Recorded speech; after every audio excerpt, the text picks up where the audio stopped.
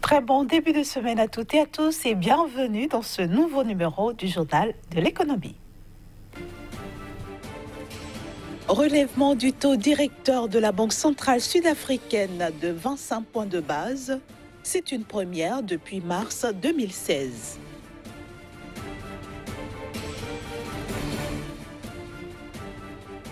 Baisse de 5% des salaires des hauts fonctionnaires du Zimbabwe. L'objectif est de réduire la masse salariale du pays.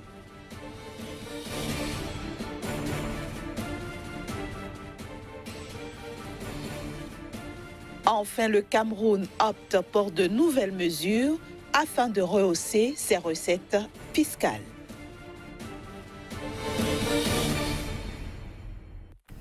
Pour la première fois depuis mars 2016, la Banque centrale sud-africaine a relevé la semaine dernière son taux directeur de 25 points de base à 6,75% pour tenter d'empêcher une montée en flèche de l'inflation.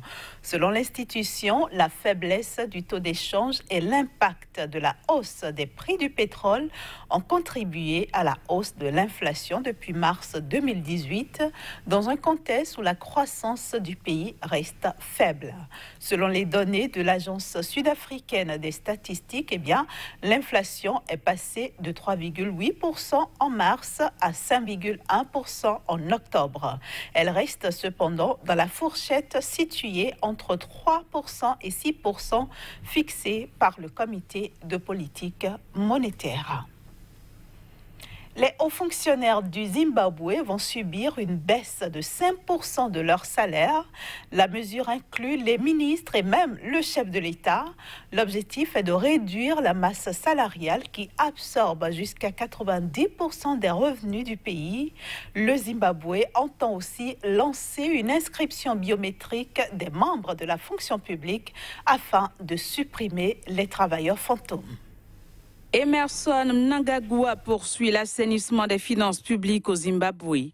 Le pays annonce une baisse de 5% des salaires des hauts fonctionnaires, y compris les ministres et le chef de l'État. Le Zimbabwe opte aussi pour l'inscription biométrique des membres de la fonction publique pour supprimer les travailleurs fantômes.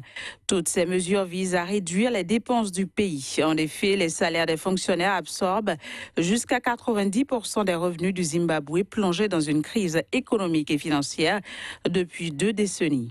Ainsi donc, à compter de janvier 2019, le gouvernement zimbabwéen va réduire les salaires de tous les hauts fonctionnaires, des directeurs aux secrétaires permanents, en passant par les secrétaires d'État, les ministres et le président de la République. Ceci en droite ligne du projet de budget 2019 de 6,6 milliards de dollars intitulé « L'austérité nous conduira à la prospérité ». Arrivé à la tête du Zimbabwe en novembre 2017, Emmerson Mnangagwa a promis de relancer une économie aux abois. Pourtant, en octobre 2018, l'inflation mensuelle a atteint 20% et le Zimbabwe a renoué récemment avec les pénuries de produits de base comme le sucre, le pain, l'huile, l'essence et les médicaments. Le pays table sur une croissance de 4% cette année et de 3,1% l'an prochain. En 2019, la première phase du projet de développement de l'agriculture familiale sera effective en Angola, un pays dont l'agriculture fournit 12% du PIB. D'un coût total de 68,6 millions de dollars, cette première phase va concerner les municipalités de Kakonda, Kakula, Kalukumbe et aussi Chikomba et Chipindo. L'objectif est d'appuyer les petits exploitants dans les domaines de la production et de la commercialisation, de même qu'au niveau des pratiques agricoles. Le projet va durer 12 mois et devrait bénéficier à près de 86 460 ménages ruraux. Il est cofinancé par le Fonds international de développement agricole. Direction maintenant le Cameroun où le projet de loi de finances pour l'exercice 2019 intègre de nouvelles mesures fiscales. L'objectif visé est de rehausser les recettes fiscales tout en se conformant aux engagements que le pays a souscrits avec le Fonds monétaire international. Accroître la mobilisation des recettes internes à travers une augmentation du taux de la pression fiscale, un resserrement des dépenses publiques et une maîtrise du rythme de l'endettement, telle est l'option prise par les autorités camerounaises en élaborant le projet de loi des finances 2019. Plusieurs mesures ont été proposées dans cette optique, notamment l'élargissement du champ d'application du droit d'accise aux boissons gazeuses importées, aux produits cosmétiques, aux articles de la friperie, aux pneumatiques et aux véhicules d'occasion. Le gouvernement prévoit également l'institution d'une nouvelle modalité alternative de collecte des droits et taxes de douane sur les téléphones et les logiciels importés. L'objectif est de permettre au pays de mieux faire face aux grands enjeux et défis de l'heure. Il s'agit entre autres de la maîtrise des contraintes sécuritaires à l'intérieur du pays et au niveau des frontières, l'optimisation des préparatifs de la Coupe d'Afrique des Nations de football 2019, le parachèvement de la mise en œuvre du plan d'urgence triennal pour l'accélération de la croissance, sans oublier l'exécution du plan triennal spécial jeune du président Paul Biya. Les nouvelles mesures visent aussi la finalisation des chantiers, des grands projets infrastructurels et énergétiques en cours, le développement de l'économie numérique, de l'industrialisation et de l'agriculture, la modernisation de l'économie, la relance de la croissance et la création des emplois, en particulier pour les jeunes, et surtout la poursuite de la mise en œuvre du programme économique et financier conclu avec le FMI pour la période 2017-2019. Précisons que le projet de loi de finances 2019 du Cameroun s'équilibre en recettes et en dépenses à la somme de 4 805,5 milliards de francs CFA en augmentation modérée de 161 milliards de francs CFA, soit 3,4% par rapport à celui de 2018. Le gouvernement anticipe un déficit budgétaire de 482,6 milliards de francs CFA, soit 2,2% du PIB 2019, ce qui cadre avec les projections du FMI. S'agissant du déficit courant, il devra s'établir à 2,9% l'année prochaine, en légère hausse aux estimations de 2,5% en 2018. Nous allons refermer cette édition par une petite escale en Gambie, la Gambie où une solution à la crise énergétique est devenue pressante. Nous en parlons dans un court instant avec notre chroniqueur. Bienvenue à vous, Casimir Guidia. Bonjour Inès. Alors pourquoi la solution à la crise énergétique est pressante aujourd'hui pour la Gambie ?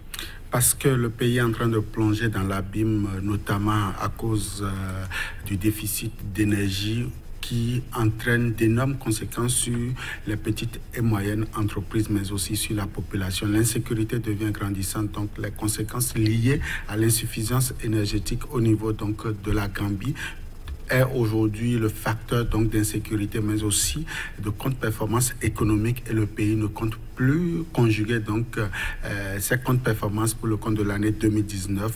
Le gouvernement a pris donc ses responsabilités et pour le compte de l'année 2019, beaucoup de projets, beaucoup d'initiatives ont été prévues pour relancer donc le secteur énergétique au niveau de ce pays-là. Concrètement, comment se porte le secteur énergétique aujourd'hui en Gambie? Je veux dire, quel héritage a reçu le président Adama Barrow dans ce pays? Le président Adama Barrow n'a reçu que 45 mégawatts, soit environ 64% donc de la puissance de la demande voilà, de la population. Population ici, il faut comprendre donc les civils, mais aussi les entreprises n'arrivent qu'à donc satisfaire leurs entreprises que de 64% de leurs demandes. Et aujourd'hui, le problème devient beaucoup plus récurrent parce qu'il y a beaucoup donc de vétusté au niveau de la ligne de distribution, de la production, mais aussi au niveau de la collecte des recettes au niveau de cette source qui aujourd'hui représente, il faut le dire, le nez de la production économique au niveau de ce pays-là. La Gambie n'arrive donc pas à faire face donc à cette demande parce que le gouvernement précédent a laissé donc beaucoup d'ardoises, beaucoup d'impayés, beaucoup de situations inconfortables dans le secteur et aujourd'hui, il va falloir aller plus vite pour véritablement garantir aux Gambiens le mieux-être, surtout en ce qui concerne la production de l'énergie électrique. Il faut déjà dire que les partenaires techniques et financiers, notamment après le sommet du 22 mai 2018 à Bruxelles, ont donc manifesté leur engagement à accompagner donc le gouvernement du président Barroso pour véritablement faire face donc à ce problème-là. L'autre partenaire qu'il faut aujourd'hui énoncer aussi dans cette relance de l'énergie au niveau de la Gambie, c'est le Sénégal. Le Sénégal qui compte également mettre donc la main à la pâte pour permettre donc au gouvernement, même s'il y a encore des pépins au niveau donc de la diplomatie entre le Sénégal et la Gambie, le Sénégal compte donc accompagner la Gambie en fournissant donc le supplément au niveau donc de sa ligne, soit environ 150 mégawatts à ce pays pour faire face donc au véritable problème de l'énergie au niveau donc de la capitale, notamment Banjul. Vous aviez évoqué, Kazmi Kwedio, beaucoup d'initiatives pour l'année 2019. Précisément, que compte faire le gouvernement de Adama Barrow? Alors déjà, en dehors donc de ces partenaires stratégiques-là, le gouvernement compte donc aller chercher au niveau du Fonds d'énergie durable pour l'Afrique, le CFA et également le département des énergies renouvelables de la Banque africaine de développement, un complément de financement pour véritablement faire face donc à ce qui convient désormais d'appeler l'énergie verte au niveau de la Gambie. Et donc, en dehors donc de ces efforts au niveau de la coopération économique entre la Gambie et les partenaires techniques et financiers et aussi le secteur privé, la Gambie compte donc aller chercher ce complément-là. Au-delà de ça, il n'y a qu'aujourd'hui, la Gambie doit renouveler donc son réseau de distribution, notamment les lignes de distribution au niveau du pays pour véritablement minimiser donc les pertes d'énergie au niveau du pays. Et donc, après la production, le gouvernement donc compte mettre le cap sur véritablement la distribution pour pouvoir faire face aussi donc à la question de l'énergie. Au-delà de ça, c'est également les petites villes. Voilà, après donc les grandes villes comme Banjul, c'est les petites villes et les agglomérations qui verront désormais donc l'énergie électrique à eux pour véritablement faire face à la question de l'insécurité au niveau du pays. Il faut le dire, la Gambie c'est quand même un pays qui sort donc d'une crise politique et donc forcément on a besoin de l'énergie pour pouvoir donc adoucir les mœurs, pour pouvoir donc rassurer la population en ce qui concerne la production économique. Donc, beaucoup de défis restent encore à relever pour que véritablement les 2 millions d'habitants au niveau donc de ce pays puissent trouver un mieux-être, pour que l'économie puisse décoller véritablement au niveau de cette région de l'Afrique. Alors, à l'horizon 2021, comment se présentera la situation énergétique en Gambie? Le gouvernement gambien annonce environ 300 000 mégawatts de production et d'autonomie au niveau donc du pays. Je crois que c'est un défi majeur, c'est une ambition qui ne saurait être donc une utopie. C'est possible, le gouvernement pourra réaliser donc ce défi véritablement pour que la population donc de la Gambie et aussi donc la communauté étrangère qui vit dans ce pays puisse trouver un mieux-être pour que l'économie puisse mieux se porter. Je crois que ce n'est pas impossible pour le gouvernement actuel si véritablement l'économie et le développement est au cœur de l'action donc de ce gouvernement. Ils pourront donc atteindre cet objectif-là. Merci beaucoup, Kazmi Kwedio. Merci pour toutes ces explications. Rendez-vous avec vous mercredi prochain sur ce plateau. Toujours avec le même plaisir. Voilà, chers amis téléspectateurs, c'est la fin de ce numéro. Merci à vous de l'avoir suivi. Retrouvez toute l'équipe dès mercredi à la même heure.